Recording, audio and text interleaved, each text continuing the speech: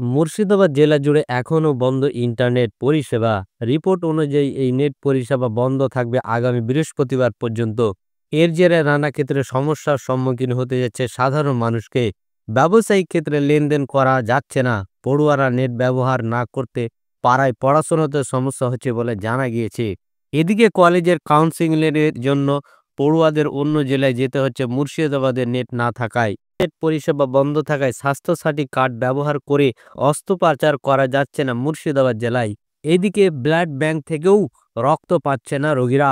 একদিকে বেলডাঙ্গায় ঘটনা রাজ্য সরকারের রিপোর্ট তলব করেছে কলকাতা হাইকোর্ট। বিচারপতি হরিশ ট্যান্ডন ও বিচারপতি হিরণময় ভট্টাচার্যের ডিভিশন বেঞ্চ নির্দেশ দিয়েছে যে বেলডাঙ্গার সংঘর্ষ নিয়ে উচ্চ পদমর্যাদার অফিসারের মাধ্যমে আজকের মধ্যে মমতা বন্দ্যোপাধ্যায়ের সরকারকে রিপোর্ট জমা দিতে হবে।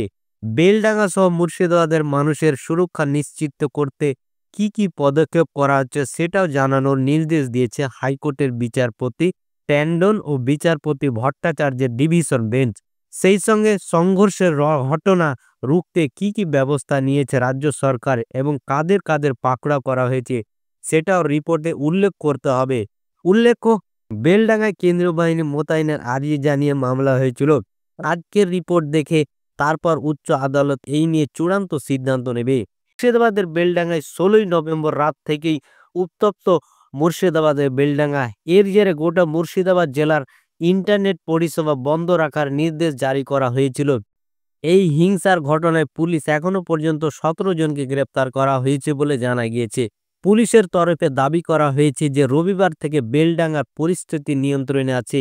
এর আগে 16 নভেম্বর রাতে সেখানে দুটি গোষ্ঠীর মধ্যে সংঘর্ষ হয়েছিল। ভাঙচুর চালানো হয়, বাড়ি এবং দোকানে ধরিয়ে দেওয়া হয় আগুন। নাম গোপন রাখার শর্তে এক পুলিশ অফিসার জানিয়েছিলেন 16 নভেম্বর রাত 8টা 30 মিনিট নাগাদ সেই সংঘর্ষ শুরু হয়। বিক্ষোভের জেরে ট্রেনেও আটকে যায় বলে দাবি করা হয়েছে। শিয়ালদা লালগোলা শাখায় ট্রেন চলাচলও ব্যাহত হয়। পরিস্থিতি নিয়ন্ত্রণ আনতে এলাকায় প্রচুর পুলিশ মোতায়েন করা হয়। গত কয়েকদিন অবশ্য নতুন করে কোনো সংঘর্ষে খবর পাওয়া যায়নি।